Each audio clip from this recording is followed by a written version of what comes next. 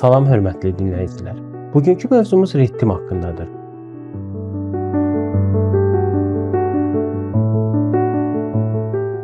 Ritm nədir? Ritm, təşkilatın təhlükəsizlik sistemlərini real dünyadakı kiberhücumlara bənzər şəkildə test etmək üçün simulyasiya edilmiş hücumlar həyata keçirən mütəxəssislərdən ibarət qrupdur. Onların məqsədi təşkilatın müdafiə sistemlərindəki zəiflikləri aşkar etmək və bu zəifliklərin necə istifadə edilə biləcəyini praktik şəkildə göstərməkdir. Ritm testləri təkcə texniki zəiflikləri yox, həm də fiziki və insan amilindən qaynaqlanan riskləri analiz edir.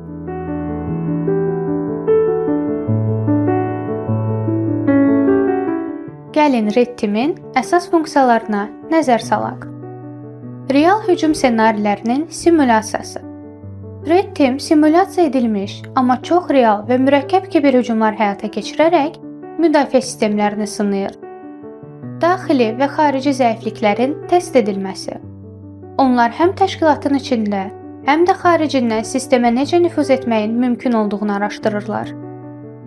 Təhlükəsizlik komandalarının reaksiya qabiliyyətinin qiymətləndirilməsi.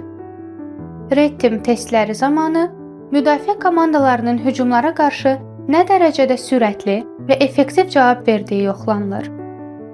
Fiziki, sosial mühəndislik və texnoloji zəifliklərin yoxlanması. Ritm yalnız texniki zəiflikləri yox, həm də işçilərin aldadılması, fiziki giriş imkanları kimi geniş sahələri qiymətləndirir.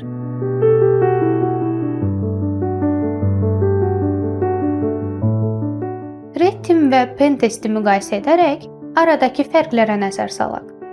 Pentest əsasən yalnız texniki zəifliklərə, proqram və şəbəkə təhlükəsizliyinə diqqət yetirir. Ritm isə təşkilatın bütün müdafiə sistemlərini, texniki, fiziki və insan faktorunu əhatə edən geniş testlər aparır.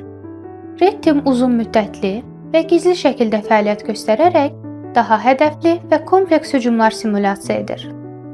Müdafiə komandası, yəni Blue Team, bu testlərdən əvvəlcədən xəbərsiz olur, beləliklə onların real vəziyyətdə necə reaksiya verdiyi qiymətləndirilir.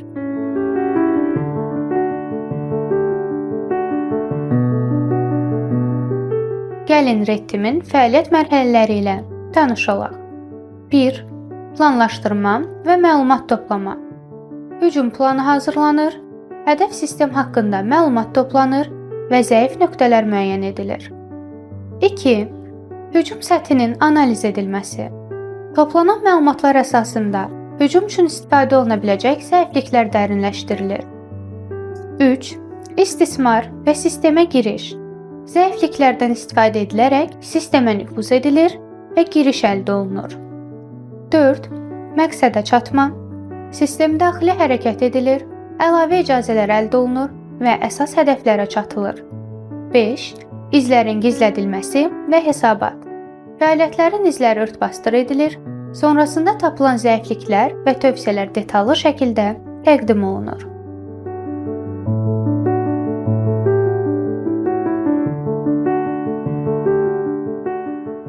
İstifadə olunan hücum metodları hansılardır?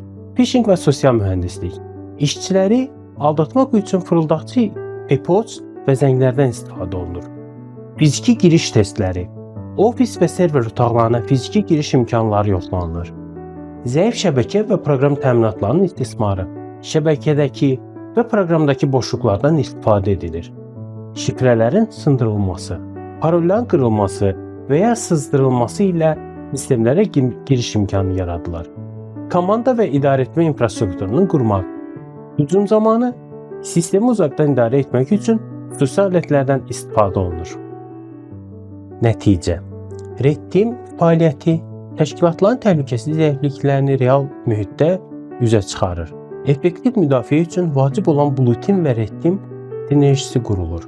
Hücum metodlarının test edilməsi kibertəhlükəsizlik səviyyəsini yüksəldir. Diqqətinizə görə təşəkkür edir.